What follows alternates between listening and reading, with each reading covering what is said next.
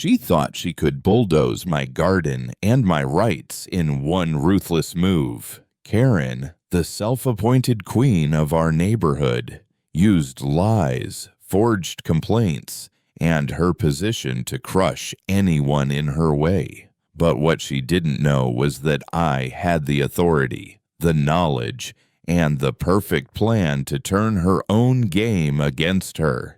And just wait until you hear the twist that brought her empire crashing down and proved that justice can win in the most satisfying way imaginable. That Saturday morning started like any other. A soft breeze drifted through the open window, carrying the scent of freshly cut grass from somewhere down the street. I was still in my robe, sipping coffee and enjoying the quiet, when a low, metallic rumble rolled through the air. At first, I thought it might be distant construction, but then the vibration grew stronger, the kind that rattles picture frames and makes the windows shiver. I stepped outside, still holding my mug, and froze. At the edge of my property, a huge yellow bulldozer was clawing into the heart of my garden. The bucket lifted, then dropped with a brutal slam, snapping my rose bushes like twigs. Rare lilac varieties I'd spent years cultivating lay crushed in tangled heaps. A young ornamental maple I'd planted the year my niece was born was reduced to splintered wood in seconds.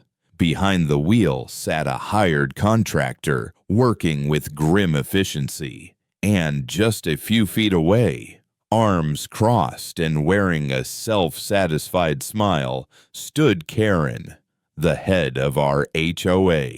Her voice rose above the engine noise. "This is all illegal landscaping," she shouted. "I've had dozens of complaints from your neighbors." The words rang hollow. Half the neighbors were away on vacation, and the rest often complimented my garden. My hands tightened around the coffee mug until I thought it might shatter. I wanted to speak, to protest, but shock pinned me in place. The fence groaned under the bulldozer's weight, collapsing in a cloud of dust. In that moment, my garden, my sanctuary, was gone. And for the first time in years, I felt pure, searing disbelief. The hours after the destruction passed in a strange blur. I couldn't focus on anything. Not the half-drunk coffee cooling on the porch. Not the mess of broken branches scattered across my lawn. My pulse refused to slow, and each time I pictured Karen's smirk, something inside me burned hotter. That's when my neighbor Tom came over, phone in hand. "You need to see this," he said, pressing play on a video. The screen showed Karen leaning toward the bulldozer driver, her voice sharp.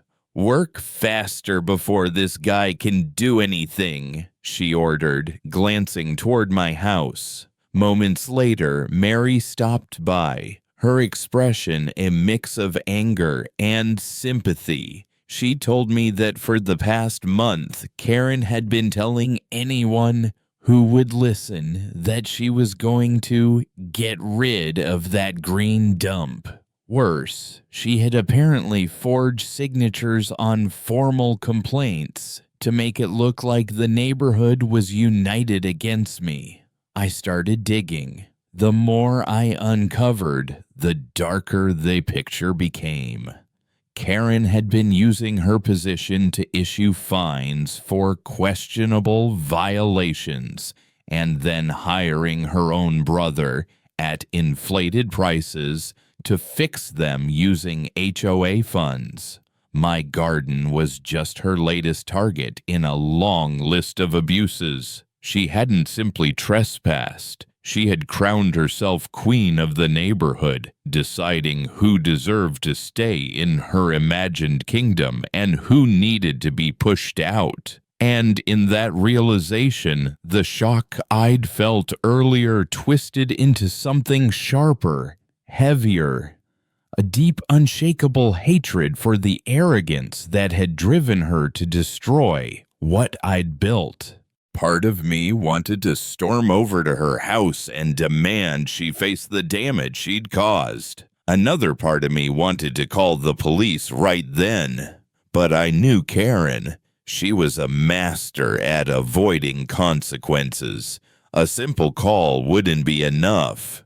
What she didn't know, what no one in the neighborhood knew, was that I serve as the county zoning commissioner. That meant I had a full grasp of property regulations, direct access to inspection protocols, and more than a few well-placed contacts in the county administration. And if Karen wanted to play games with rules, I was more than ready to play back. By the book. That Monday, I filed 3 separate complaints: illegal trespassing, demolition without a permit, and suspected HOA fund misuse. I also triggered an unannounced HOA audit, not just for this year, but for the last 5 years of financial records, every fine she had ever issued, every payment made to her brother's company, every questionable expense. All of it would be examined.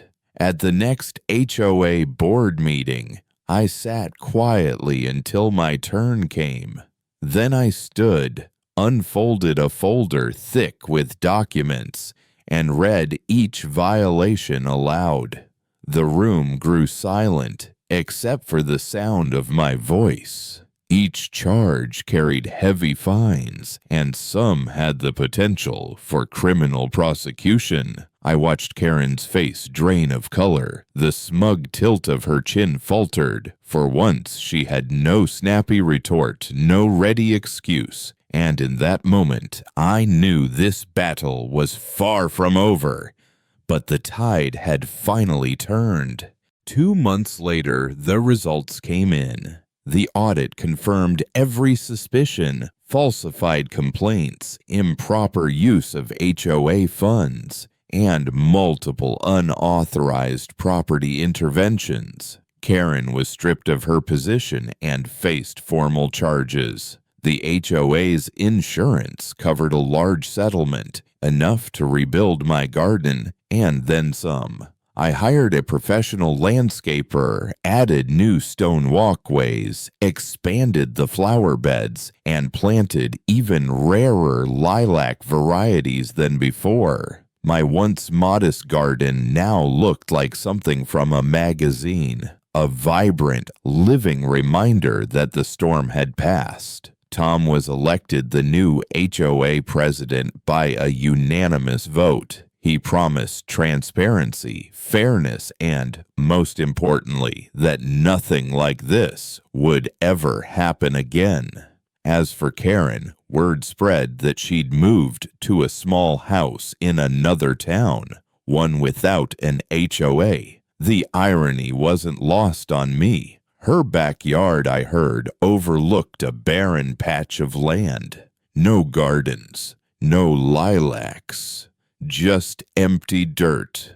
On quiet mornings, I sit on my porch with fresh coffee, listening to the birds return to the branches I've replanted. The lilacs sway gently in the breeze, their fragrance drifting through the air. Justice doesn't always come quickly, but when it does, and when it comes in full, it's a satisfaction you can feel deep in your chest, as warm and bright as the morning sun.